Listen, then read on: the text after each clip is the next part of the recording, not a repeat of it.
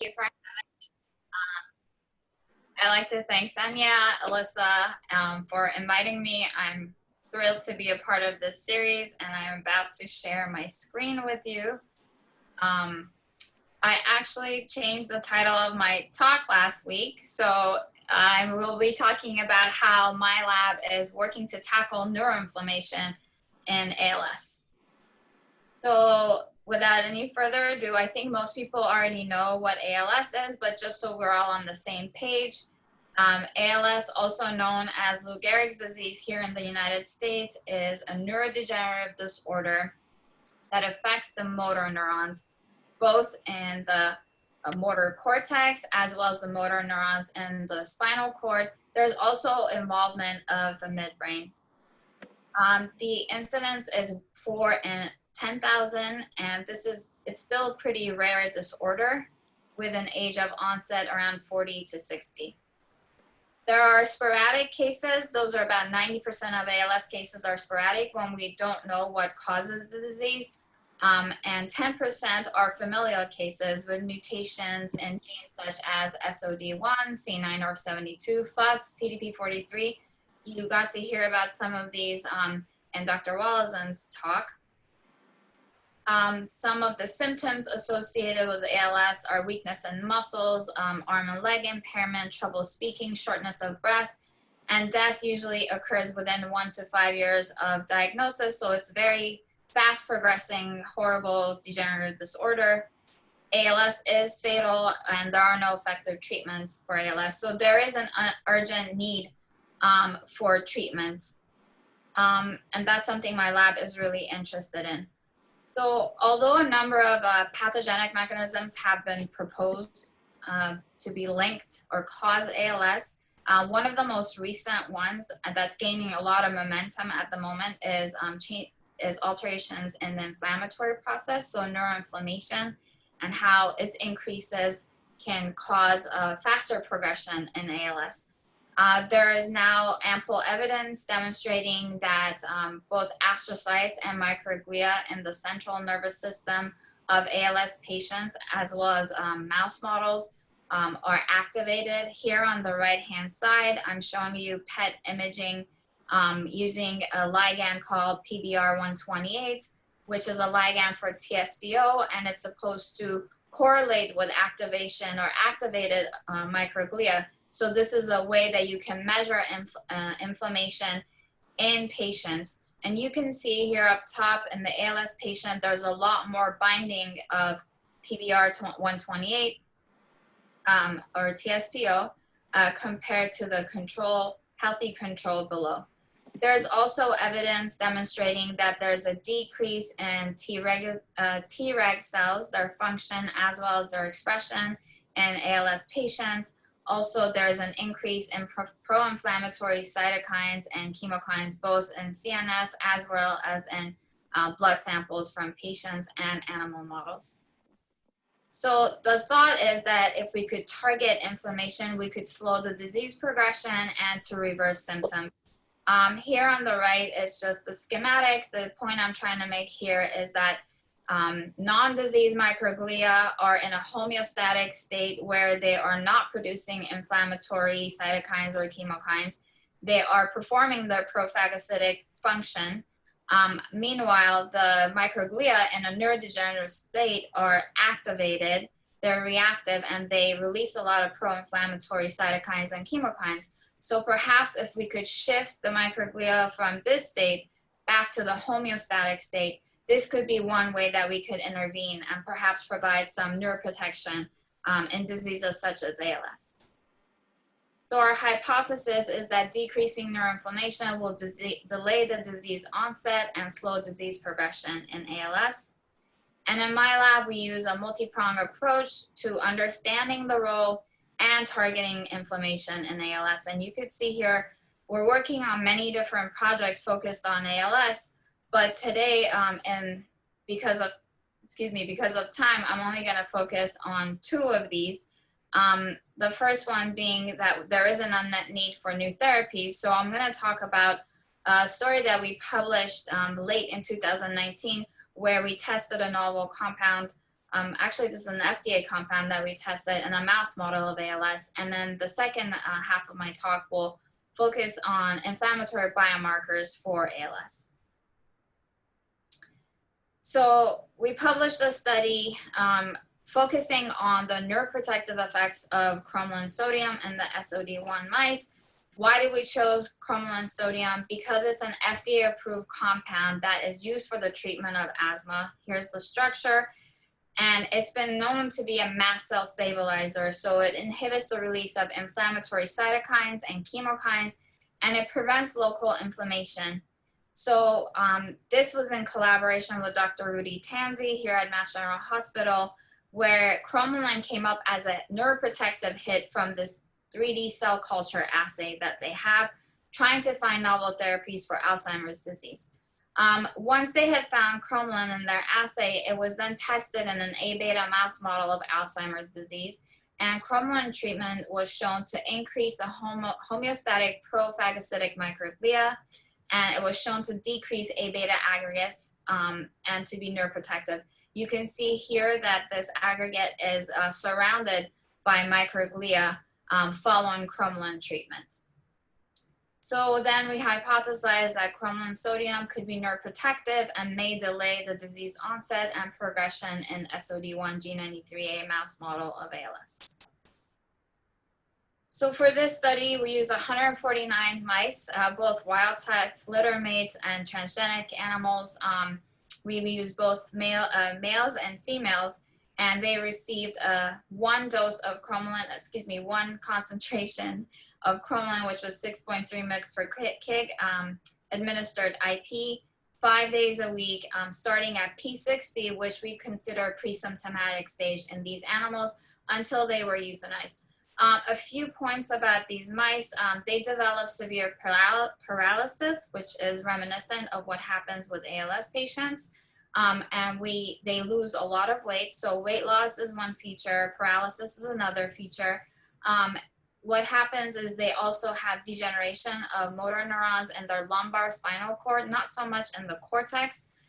So the lumbar spinal cord is the area that we study extensively, counting the motor neurons, as well as denervation at the neuromuscular junction in their tibialis muscle and gastrocnemius. So these are things that we usually look for.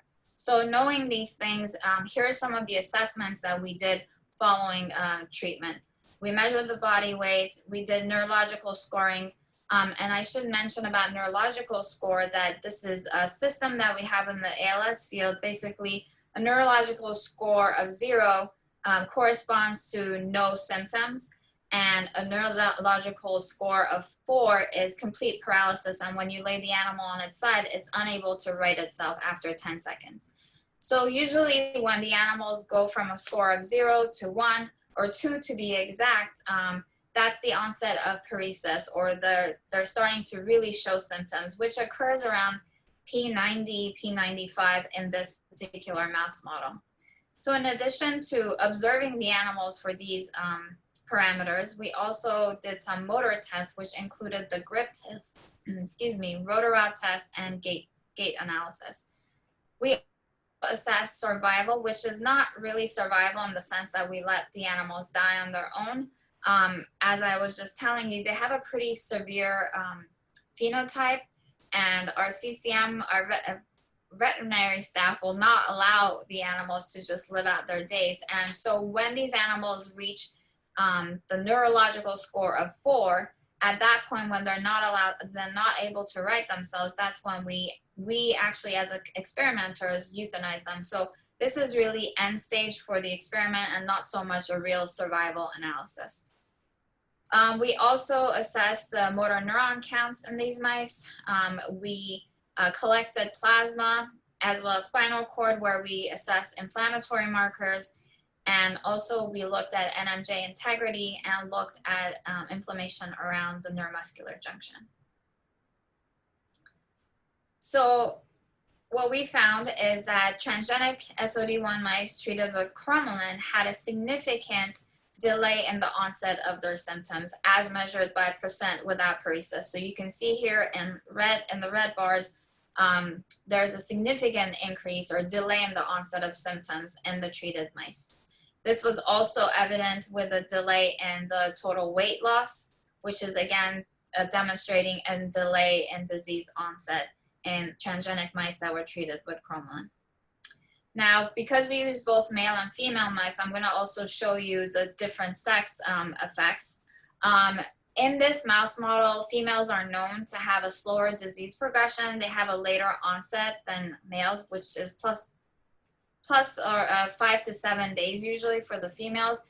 They also have a longer survival duration. And this is also captured here in our study, where you can see a stronger effect in the females in terms of onset of symptoms compared to the males, but luckily both males and females did better and had a delay in their onset when treated with cromolyn.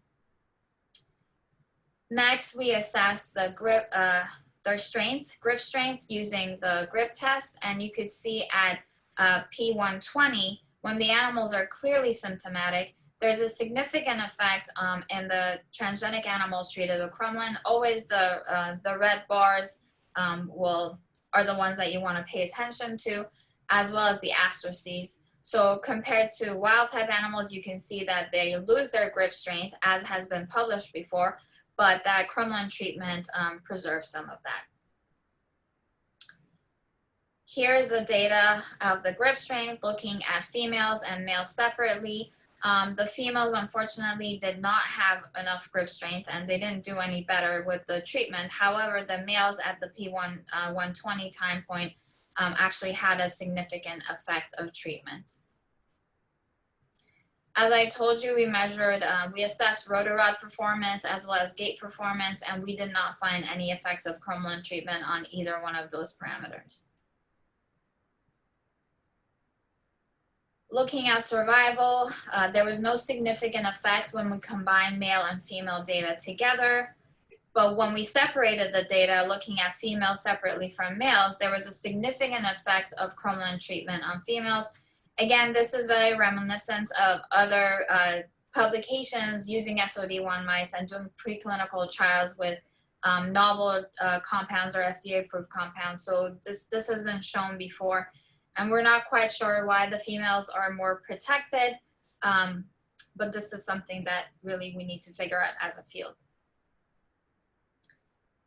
When we measured the lumbar spinal cord motor neurons, there was a preservation. So again, as predicted, the transgenic vehicle-treated animals had a lot less motor neurons present in their lumbar spinal cord. Even though this was the case with the cromolyn-treated, there was a significant difference between the two groups, with cromolyn providing neuroprotection and sparing of the motor neurons. Now, I told you that cromolyn was shown to activate microglia and their prophagocytic form. So first we wanted to know if it alters microglia numbers or expression in the transgenic mice versus wild type mice. I don't think we need to do any quantification, and you can clearly see that wild type mice, they don't have a lot of IBA1 staining. Meanwhile, transgenic animals have a lot more. This is quantified for you here, looking at the vehicle compared to the wild type groups. Unfortunately, we didn't find an effect of cromolyn on microglia numbers, and this is shown here in red. There was no difference between the two transgenic groups. What we then set out to do was to determine if we could distinguish between the homeostatic microglia versus the reactive microglia, and we used 6 different antibodies to try to address that.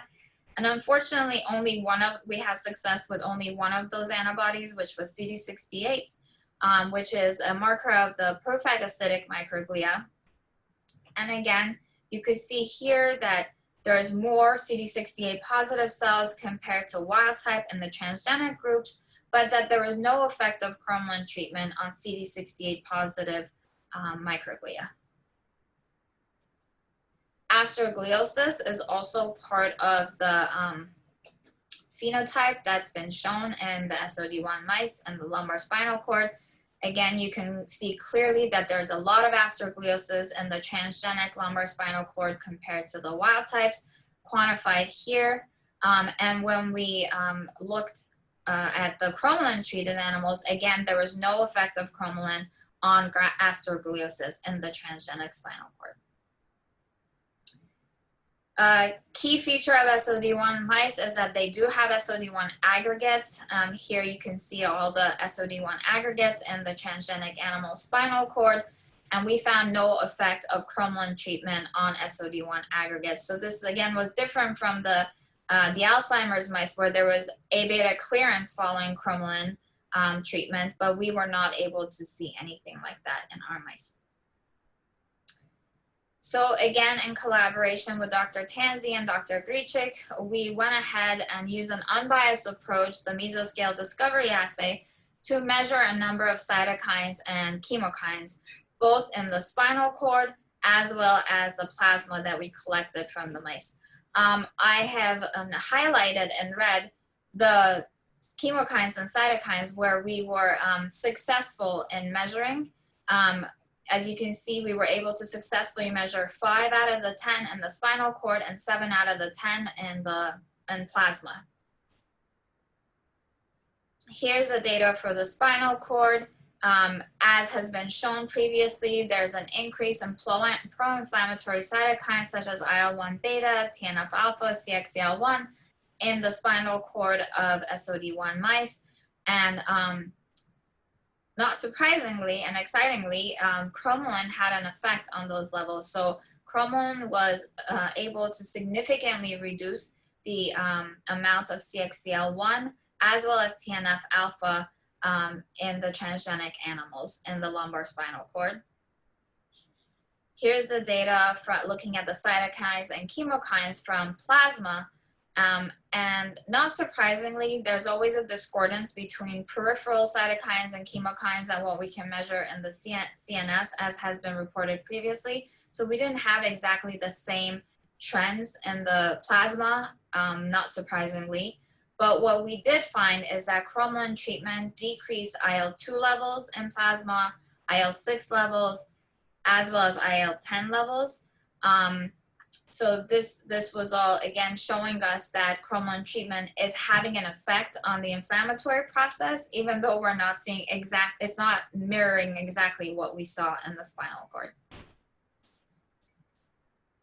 Next, we measured denervation at the neuromuscular junction, using alpha-bongrotoxin and the vesicular acetylcholine transporter. And we looked at the denervation at the tibialis anterior muscle, which is something that we regularly do in the field using G93A mice. It's been reported that there's a decrease in innervation, and this is shown here in the vehicle-treated animals. And again, cromolyn was able to mitigate that, and there's a significant difference between the cromolyn-treated animals and the vehicle-treated animals, where cromolyn treatment seemed to preserve the NMJ integrity and that there was less denervation at the NMJ following treatment. As you recall, I told you that cromolyn works on mast cells. That's one of its main targets. So we measured mast cells in the periphery at the tibialis muscle, so at the NMJ. And we found that there's a significant increase in the number of mast cells, both in the vehicle-treated and cromolyn-treated animals. But when you look at degranulated mast cells, so when they're activated, they're degranulated and they release histamine and pro-inflammatory cytokines and chemokines, which then sets off another inflammatory cascade. What we found is that cromolyn actually significantly decreased the number of degranulated mast cells, and perhaps this is one way in which it could help with the preservation of the neuromuscular junction in these animals. So to summarize these studies, I've shown you that cromolyn treatment in transgenic SOD1 mice delays disease onset, is neuroprotective because it spared the spinal motor neurons. It maintained innervation at the neuromuscular junction, and it reduced inflammatory markers as well as mast cells in the spinal cord and at the neuromuscular junction. Okay, so to switch topics, related but different, I'm gonna tell you a little bit about our efforts in the lab in trying to find novel biomarkers that could trace the inflammatory process during disease.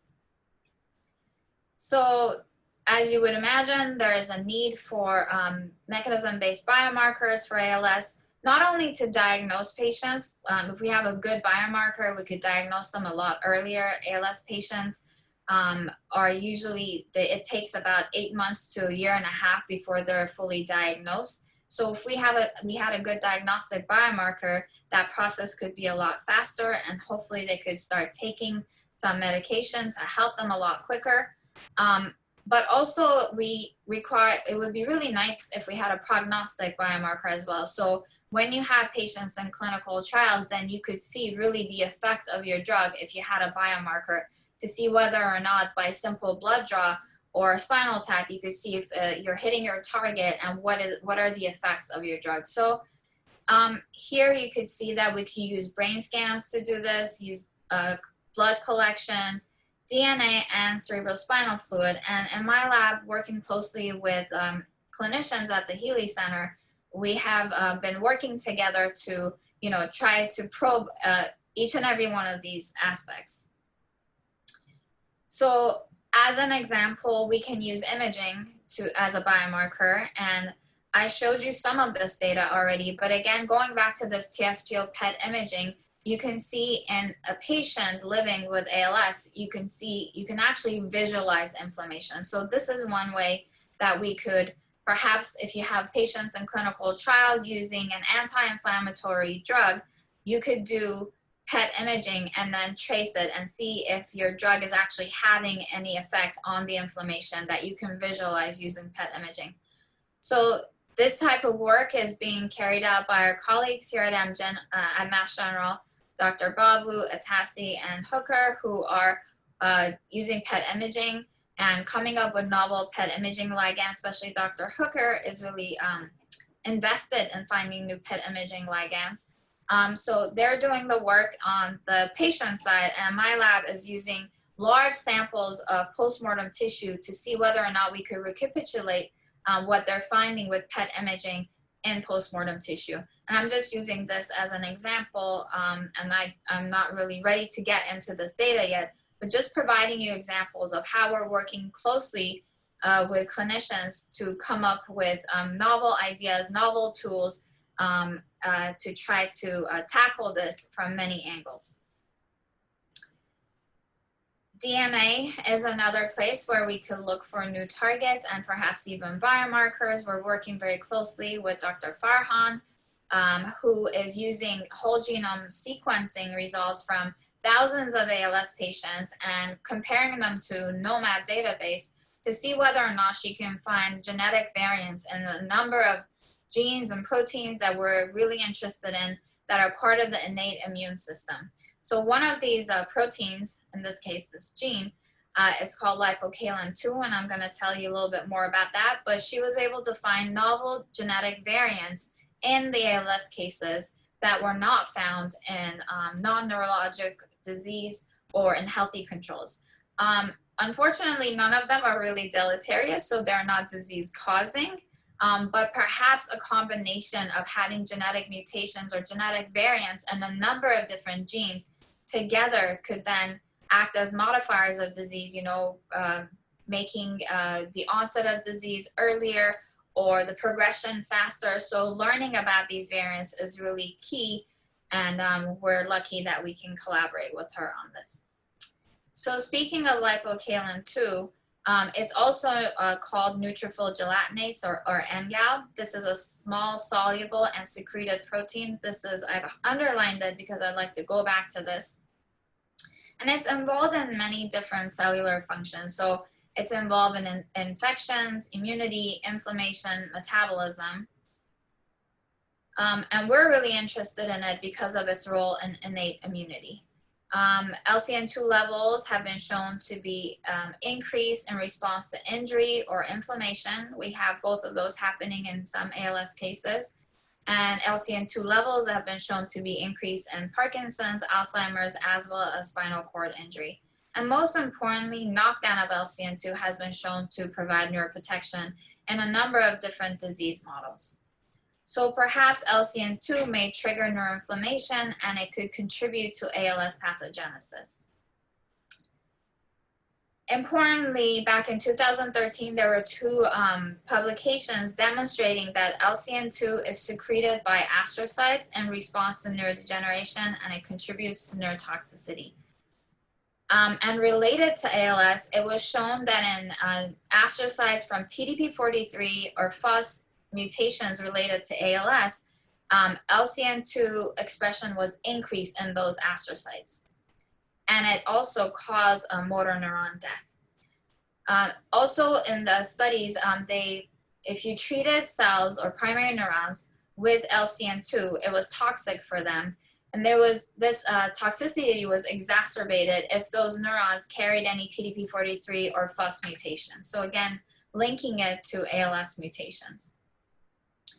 And what was really intriguing is that if you decrease LCN2 using an antibody against LCN2 in the conditioned media, you were able to provide neuroprotection for the motor neurons in a dish. So given these findings, we hypothesized that lipocalin levels are increased in ALS and that they could exacerbate neuroinflammation. We work very closely with Dr. James Berry, who's one of the clinicians at the Healy Center here at Mass General Hospital, and he provided us with a large set of ALS samples. If you're wondering about the genetic mutations, we only know that 4 of those samples are C9orf positive, and the genetics of the rest of them are not known. So we're calling them sporadic just for now.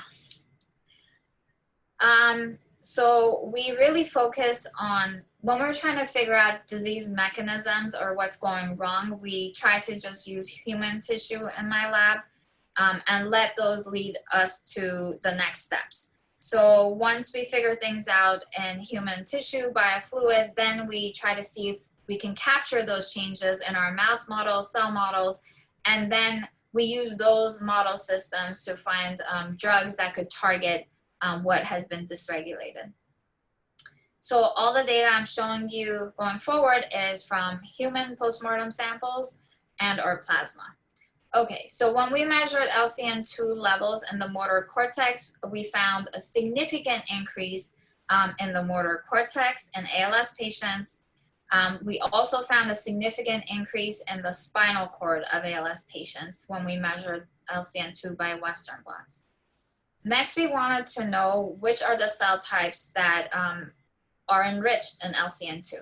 And we use co-localization immunofluorescence using NUN and LCN2 antibody and found a significant increase in neuronal LCN2 levels. Given that the previous studies had shown that it's astrocytes that actually have an increase in LCN2 and secrete LCN2, we also measured LCN2 levels in GFAP positive and CD68 positive cells. Surprisingly, we didn't find, even though it's expressed in them, we didn't find a difference between control and ALS in terms of astrocyte expression of LCN2, nor did we find a difference in CD68 positive cells. So we haven't been able to get IBA1 to work with the LCN2 antibody, and we know that CD68 is only looking at the prophagocytic subtype of microglia, but so it could be that microglia are expressing it and it's higher in the microglia, but I don't really have that answer for you today. So then we went back and we wanted to know whether or not there's a correlation between any of the clinical features and LCN2 levels. And what we found is that there's a significant increase in bulbar onset ALS. So this has to do with onset that that's more affects your speech and swallowing and tongue. So upper versus lower or limb. So that has to do with your, if the region of onset is your legs or your arms. I have to say that bulbar onset is more faster progressing disease than the limb onset. And you can see that, again, we don't have a perfect number that correlates between the controls and ALS, but basically based on whatever clinical information we had, we were able to do this type of analysis. So LCN2 levels are increased with bulbar onset. Perhaps there is more inflammation in these cases because they're faster progressing, and we know that neuroinflammation lends itself or contributes to a faster progressive disease. We also found a significant increase in LCN2 in male patients compared to female patients. And interestingly, we didn't see an increase in LCN2 levels in C9 or 72 ALS. Now, granted, this is a small sample size and we need to increase these numbers, but C9 or 72 ALS is usually linked to a higher inflammatory process. There is higher neuroinflammation in C9 mouse models. So we were surprised by this, but perhaps if we had more samples and we could increase this, this could perhaps change. Or maybe it's a type of inflammation unrelated to LCN2 activation in C9, but that remains to be seen. So that's in the motor cortex. Looking in the spinal cord, we didn't really see an effect based on the region of onset, but again, having said that, we didn't have enough spinal cord. This is a smaller sample set. We didn't see an effect based on sex. And again, we didn't see an increase in C9. It looks like the other non-C9 ALS cases had a significant increase in LCN2.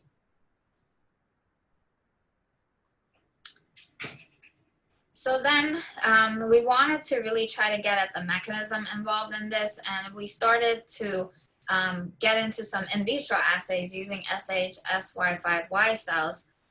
Doing a simple MTT assay, treating the cells with LCN2 after 24 and 48 hours, you could see that LCN2 treatment decreases cell viability and seems to be toxic for the cells.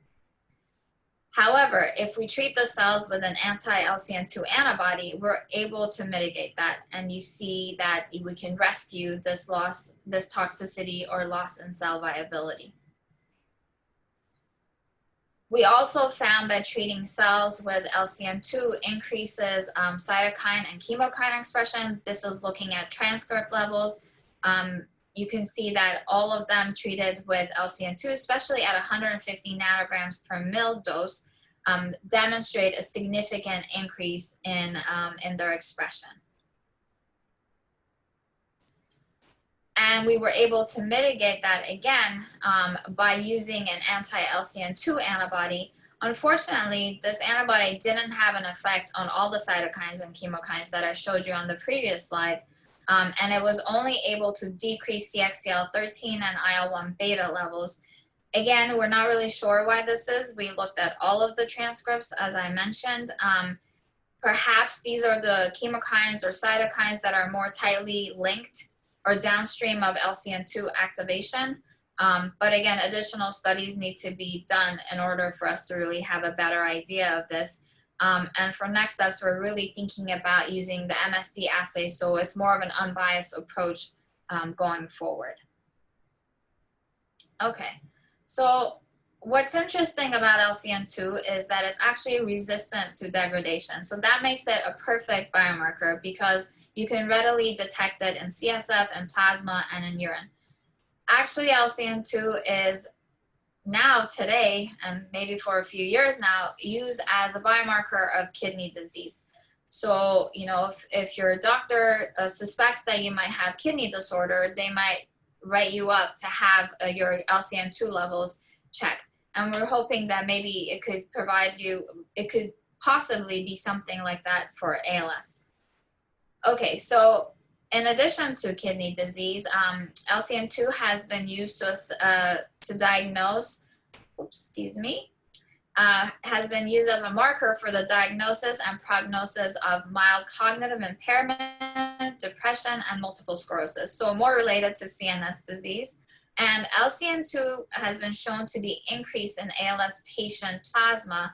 This was a study that came out in 2015. They didn't really focus on LCN2. It was just something else that they measured alongside a large panel of cytokines and chemokines in a large ALS cohort. And they demonstrated that TNF-alpha, IL-6, together with LCN2, were increased in ALS patient plasma. So therefore, LCN2 may not only play a role in inflammation, but perhaps it could be used as a biomarker in ALS. So again, working with Dr. Berry, we got some plasma samples from him, and lo and behold, we were able to confirm the previous findings and found a significant increase in plasma LCN2 levels in ALS patients.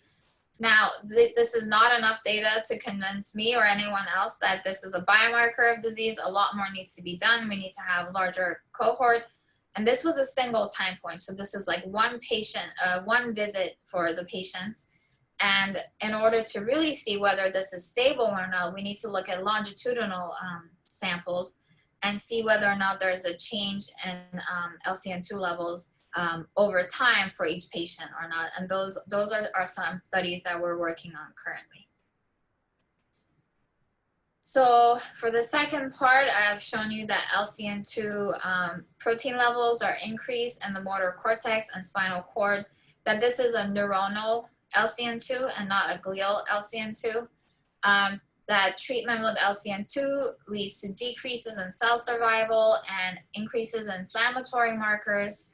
That inhibition of LCN2 increases cell viability and decreases inflammatory markers.